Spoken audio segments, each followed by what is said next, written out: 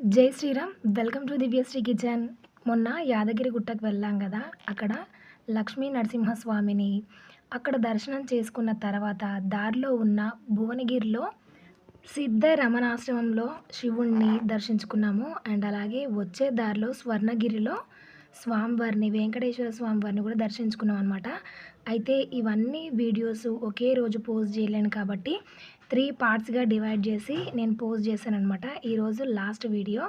ఇక్కడ ఆశ్రమంలో చాలా శివలింగాలు ఉన్నాయని చెప్పాను కదా, అసలు చూస్తూ ఉంటే కళ్ళు జరిపోతుంటాయి అనమాట. ఒక్కొక్కటి ఒక్కొక్క రంగులో, ఒక్కొక్క ఆకారంలో చాలా బాగున్నాయి. అయితే ఇక్కడ అసలు టచ్ చేయనియట్లేదు. ముట్టుకోవాలన్నా డబ్బులే, అభిషేకం చెయ్యాలన్నా డబ్బులే. కానీ ఒక్కసారి ధైర్యం చేసి స్వామివారిని ఇలా దండం పెట్టుకున్నాను నేనైతే. ఇక్కడ ఒక దుని ఉంది, స్టార్టింగ్ వీడియోలో మీరు చూసారు కదా. ఏమైనా గ్రహపీడలు, ఏమైనా దోషాలు అలాంటివి ఏమైనా ఉంటే ఇక్కడ దునిలో వాళ్ళు ఒక కిట్ లాంటిది ఇస్తారనమాట. అక్కడ కూడా ఒక 400 ఇచ్చేసుకుంటే ఆ కిట్ మన చేతికిస్తే మనం దాన్ని దునిలో వేసి 3 ప్రదక్షిణలు చేస్తే శాంతి కలుగుతుందని ఏదో చెప్పారు.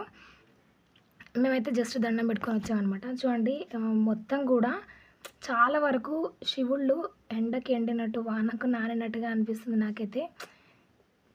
ఎండ మాత్రం విపరీతంగా ఉందండి. ఇలా కాలు పెడితే అసలు నేలకే పాదం అంటుకుంటుందేమో అన్నంత విపరీతమైన ఎండ మొన్న అయితే.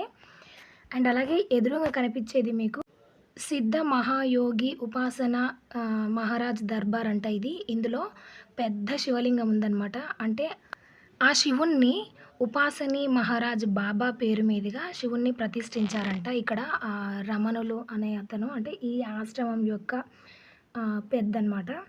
అండ్ అలాగే ఇక్కడ చూసారా, మనకి జ్యోతిర్లింగాలు 12 కదా.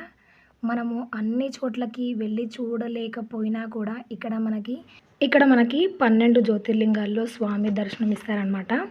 మొదటిది గుజరాత్లో సోమనాథునిగా దర్శనమిస్తాడు. అండ్ అలాగే సెకండ్ జ్యోతిర్లింగం వచ్చేసి శ్రీశైలంలో మల్లికార్జునుడిగా, అంటే ఆంధ్రప్రదేశ్ కర్నూలులో ఉందన్నమాట. దీన్ని 2వ కైలాసం అని అంటూ ఉంటారనమాట. మూడవది మధ్యప్రదేశ్లో ఉజ్జయిని మహాకాళేశ్వరుడుగా స్వామి పిలువబడుతూ ఉంటారు. ఇక్కడ అభిషేకం అయిన తర్వాత చితాభస్మంతో స్వామివారికి అలంకరణ చేస్తారు. 4వ శివలింగం వచ్చేసి మధ్యప్రదేశ్లో నర్మదా నది తీరంలో ఉంటుందన్నమాట, ఓంకార అమరేశ్వరుడు. 5వ జ్యోతిర్లింగం వచ్చేసి మహారాష్ట్రలోని బీడ్ జిల్లాలో వైద్యనాథుడిగా స్వామి మనకి దర్శనమిస్తాడు. ఇక్కడ చాలా ప్రసన్నంగా ఉంటారనమాట స్వామి. 6వ జ్యోతిర్లింగం మహారాష్ట్రలోని భీమశంకరం. దాదాపు మనకి మహారాష్ట్రలోనే చాలా వరకు జ్యోతిర్లింగాలు ఉంటాయి. అండ్ అలాగే రామేశ్వరంలో స్వామిని రాముడు ప్రతిష్ఠించారనమాట. సీతాదేవిని కోల్పోయిన తర్వాత శ్రీరామచంద్రుడు దాహంతో ఒక దక్షిణ దిక్కుగా ఉన్న నదిలో నీళ్లు త్రాగబోతూ స్వామిని ప్రతిష్ఠించి షోడశోపచార పూజ చేద్దాం అనుకుంటారనమాట. నది దగ్గరనే స్వామిని ప్రతిష్ఠించి పూజ చేస్తారు. స్వామి ప్రత్యక్షమయ్యి అనుగ్రహిస్తారనమాట. అయితే ఇక్కడే వచ్చిన భక్తులందరినీ అనుగ్రహించాలని రాముల వారు కోరుకుంటారు. అండ్ అలాగే 8వ జ్యోతిర్లింగం వచ్చేసి మహారాష్ట్రలో నాగనాథ్. ఈ ఆలయంలో స్వామి పాతాళంలో మనకి దర్శనమిస్తూ ఉంటారనమాట. భూమట్టానికి దిగువ భాగంలో స్వామి ఉంటారు. 9వది వారణాసిలో కాశీ విశ్వేశ్వరుడు. వారుణి, అసి అనే నదులు గంగలో సంగమిస్తాయన్నమాట. ఆ ప్లేస్ని వారణాసి అంటారు. 10వ జ్యోతిర్లింగం వచ్చేసి మహారాష్ట్రలో నాసిక్ నగరానికి 41 కిలోమీటర్ల దూరంలో ఉంటుందన్నమాట. గోదావరి అమ్మ జన్మస్థలం ఇక్కడే, అంటే ఇక్కడి నుంచే అమ్మవారు ప్రవహిస్తూ ఉంటారనమాట. సముద్ర మట్టానికి సుమారు 1500 ఎత్తులో ఉంటారనమాట ఈ ఆలయం. అండ్ అలాగే ఇక్కడ త్రయంబకేశ్వరుడుగా స్వామి మనకి దర్శనమిస్తూ ఉంటారు. బ్రహ్మ, విష్ణు, మహేశ్వరులకి ప్రతిరూపంగా మనకి ఇక్కడ స్వామి దర్శనమిస్తారనమాట. 11వ జ్యోతిర్లింగం ఎముకలు కొరికే చలి ఉంటుందన్నమాట. అక్కడ హిమాలయ పర్వతం దగ్గర కేదారనాథునిగా శివుడు మనకి దర్శనమిస్తాడు. ఇక్కడ ఎలాంటి లింగ స్వరూపం ఉండదు, త్రిభుజాకారంలో ఉన్న ఒక ఎత్తైన శిఖరం లాంటిది దర్శనమిస్తుంది అనమాట. దీనికి ఒక స్టోరీ ఉంది. పాండవులు కౌరవులకి యుద్ధం జరిగిన తర్వాత చాలామంది చనిపోతారనమాట. అప్పుడు పాండవులు వాళ్ళ పాపాన్ని పోగొట్టుకోవడానికి కాశీలో ఉన్న స్వామివారిని దర్శించుకోవడానికి వెళ్తారు. స్వామి అక్కడ ఉండరు, హిమాలయానికి వెళ్ళిపోతారనమాట. ఆ విషయాన్ని తెలుసుకొని వీళ్ళు కూడా హిమాలయానికి వస్తారు. అక్కడ స్వామి వీళ్ళు చూస్తున్న టైంలో అంతర్ధానం అయిపోతారు. అది గమనించిన పాండవులు, స్వామి నువ్వు ఎక్కడైతే అంతర్ధానం అయిపోయావో అక్కడే ఆ ప్రదేశాన్ని గుప్త కాశీగా పిలువబడుతుందని చెప్పేసి వాళ్ళు కాశీకి తిరుగు ప్రయాణం అవుతారు. దారిలో ఒక దున్నపోతు కనిపిస్తదనమాట. ధర్మరాజు ఏమంటారంటే, "స్వామి మనకి వృషభ రూపంలో దర్శనం ఇచ్చారు" అని చెప్తారనమాట.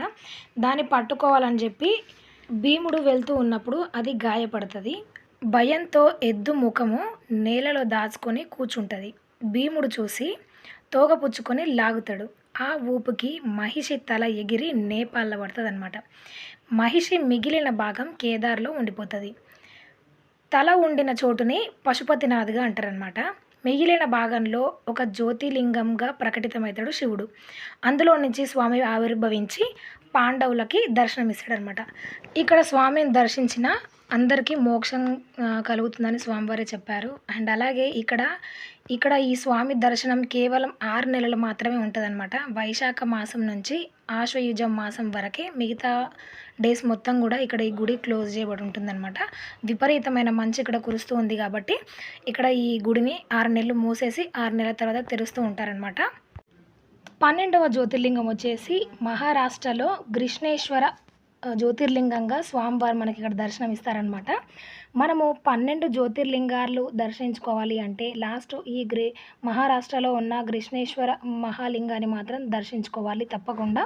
ఇలాగా 12 జ్యోతిర్లింగాల్ని మనము ఈ ఆశ్రమానికి వస్తే ఇక్కడే దర్శించుకోవచ్చు. ఇక్కడ ఈ పెద్ద శివలింగం కనిపిస్తుంది కదా, ఈ శివలింగం పేరేంటి అంటే ఇక్కడ మీకు పాలరాతిలో కనిపిస్తున్నారా, మహాయోగి శ్రీ ఉపాసనా బాబా అని. ఈ వైట్ కలర్లో రైట్ సైడ్ కనిపిస్తున్న విగ్రహంలో ఉన్న వ్యక్తి పేరు ఉపాసన మహారాజ్ బాబా అంట. ఈయన పేరు మీదుగా ఇక్కడ ఈ శివలింగాన్ని అయితే ప్రతిష్ఠించారు. ఈయన ఎవరంటే సాయిబాబా ఉన్నారు కదా, ఆయన భక్తుల్లో చాలా ముఖ్యుడంట. ఈవిడ చెప్తున్నారు ఇక్కడ, అదే విషయం ఇక్కడ చెప్తున్నారు. ఆయన పేరు మీదుగా ఇక్కడ ఈ శివలింగాన్ని అయితే ప్రతిష్ఠించారు. అండ్ అలాగే ఇక్కడ జలలింగాలని ఇక్కడ చూపిస్తున్నారండి. ఎంత బాగున్నాయంటే అసలు స్వామివారు చూడడానికి 2 కళ్ళు సరిపోవట్లేదు నాకు. కలర్ఫుల్గా స్వామి కళ్ళకి నిండుగా చాలా బాగా కనిపిస్తుంది. మీరందరూ తప్పకుండా ఒకసారి ఇది దర్శించాల్సిన ప్రదేశం అని చెప్పొచ్చు. చూడండి వాటర్ ఎంత ప్యూర్గా ఉన్నాయో, కానీ కాళ్ళు మాత్రం కింద అంటుకుపోతున్నాయి ఎండలకి. నేనైతే సగం వరకే వెళ్ళి వెనక్కి తిరిగి వచ్చానమాట. మా పిల్లలే చుట్టూ కూడా ఆ వీడియో తీసుకొని వచ్చారు. ప్రతి శివలింగానికి ఇందులో ఉన్న 1000 లింగాలకి ప్రతిరోజు అభిషేకం చేస్తూ ఉంటారంట. ఇది మాత్రం చెప్పుకోదగ్గ విషయం అసలు. ఒక్క శివలింగానికి 2 శివలింగాలకైతే మనం చేయగలుగుతాం, కానీ 1000 శివలింగాలకి ప్రతిరోజు క్రమం తప్పకుండా ఇక్కడ అభిషేకాలు అయితే చేస్తూ ఉంటారనమాట. చూడండి ప్రతి లింగానికి ఇక్కడ ఉన్న శివలింగాలు మొత్తం కూడా గ్రహాల పేరుతో ఉన్నాయన్నమాట. నాకైతే ఇది చాలా బాగా నచ్చింది. నన్ను రోజు ఇక్కడ ఒకసారి విజిట్ చేయమన్నా కానీ చేసి రావాలి అన్నంతగా అనిపిస్తుందనమాట. ఇక్కడ కూడా మీరు అభిషేకం చెయ్యాలి అంటే టికెట్ చెల్లించుకోవాలన్నమాట. చూడండి ఎండలకి కాళ్ళు సుర్రుమంటున్నాయి కాబట్టి ఎట్లా పరిగెడుతున్నారో అందరూ. చాలా మట్టుకైతే ఈవినింగ్ పూట వెళ్తే మీకు చాలా బాగా అనిపిస్తుంది. అయినా ప్రదోష వేళ స్వామి నామం చెప్పుకున్న, స్వామిని చూసిన, అభిషేకం చేసిన మహాపుణ్యం కదా. మీకు వీలుంటే ఈవినింగ్ పూట వెళ్ళండి, చాలా ప్రశాంతంగా స్వామివారిని దర్శించుకొని రావచ్చు అనమాట. చూడండి ఒక్కొక్క లింగము అసలు ఒక్కొక్క రాతితో చేయబడిందనమాట. ప్రతి ఒక్కటి విశేషంగా కనిపిస్తుంది. అయితే ప్రతి కార్తీక పౌర్ణమి రోజు మనం కూడా శివుణ్ణి ప్రతిష్ఠించే అవకాశం మనకి వీళ్ళు ఇస్తారు. కాకపోతే 3 లక్షలు చెల్లించుకుంటే మనకి ఒక శివలింగాన్ని ప్రతిష్ఠించడానికి వీలు కల్పిస్తారనమాట. ఇప్పుడు ఆల్రెడీ ప్రతిష్ఠించిన లింగాల్ని కూడా మనం ప్రతిష్ఠించినట్టుగా చేసుకోవాలి అనుకుంటే ఒకేసారి 3 lakhs కట్టకపోయినా కూడా వాయిదాల రూపంలో 3 lakhs చెల్లిస్తే ఆ లింగాన్ని ప్రతిష్ఠించిన ఏమంటారు ఆ పుణ్యాన్ని మనకి ఇస్తారంట. వీళ్ళు ఇక్కడ చెప్తున్నారు. అండ్ అలాగే మొత్తం శివుడిని దర్శించుకొని వచ్చిన తర్వాత ఇక్కడ మజ్జిగ తాగేసి ఇంకా మేము రిటర్న్ వచ్చేసామన్నమాట. దారిలో ఇక్కడ మన స్వర్ణగిరి టెంపుల్ ఉంది కదా, అక్కడ కూడా వెళ్ళాం మేము. కాకపోతే ఈ 2 ఆలయాలు ప్రదోష వేళ దర్శించుకుంటే ఇంకా బాగుండేది అనిపించింది నాకు. నైటు మాత్రం చాలా బాగుంటుంది ఇక్కడ ఈ స్వర్ణగిరి టెంపుల్లో. చూడండి దూరం నుంచి ఎంత బాగా కనిపిస్తుందో వ్యూ, చుట్టూ పచ్చగా మధ్యలో స్వామివారి ఆలయం చూడ్డానికైతే 2 కళ్ళు సరిపోవట్లేవన్నమాట.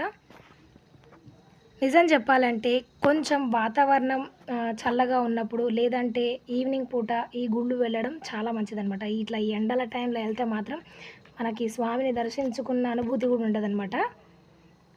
ఇక్కడ నిత్యాన్నదానం కూడా చేస్తూ ఉన్నారు.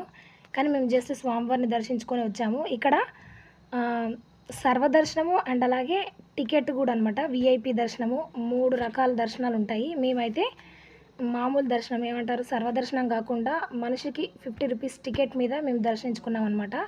చూడండి ఎంత క్రౌడ్‌గా ఉందో. కాబట్టి మేమైతే సర్వదర్శనానికి కాకుండా టికెట్ మీద వెళ్ళి దర్శించుకున్నాము. స్వామివారు ఆజాను రూపంలో చాలా ఆజానుబాహుడుగా అందంగా దర్శనమిచ్చారు. అండ్ అలాగే ఇక్కడ మండపం లాంటిది కట్టి మధ్యలో విష్ణుమూర్తినైతే ప్రతిష్ఠించారనమాట. చూడ్డానికి చాలా బాగుంది. కానీ ఒక్కటి మైనస్ ఏంటి అంటే అక్కడికి వచ్చిన ప్రతి ఒక్కరు స్వామివారి పైన ఇలాగ చిల్లర నాణేలు విసురుతున్నారనమాట. అది చూడ్డానికి నాకెందుకో కొంచెం బెట్టుగా అనిపించింది. స్వామివారి పైన పైసలు విసరడం ఏంటి అని. చూడండి నదిలో ఎన్ని కాసులు కనిపిస్తున్నాయో. అసలు విపరీతంగా అట్లా స్వామి పైన వేస్తూనే ఉన్నారు. చూడండి నేను దగ్గర నుంచి జూమ్ చేసి చూపిస్తాను. స్వామివారి పైన ఎన్ని coins ఏసారో.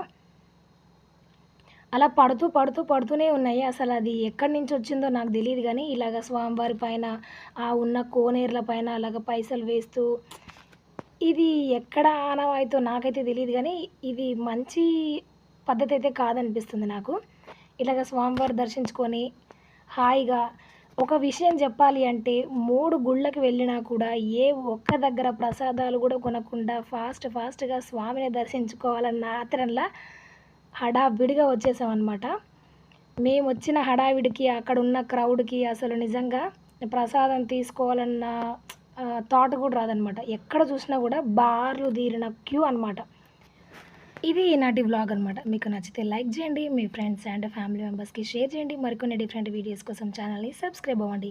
Thank you for watching. జై శ్రీరామ్.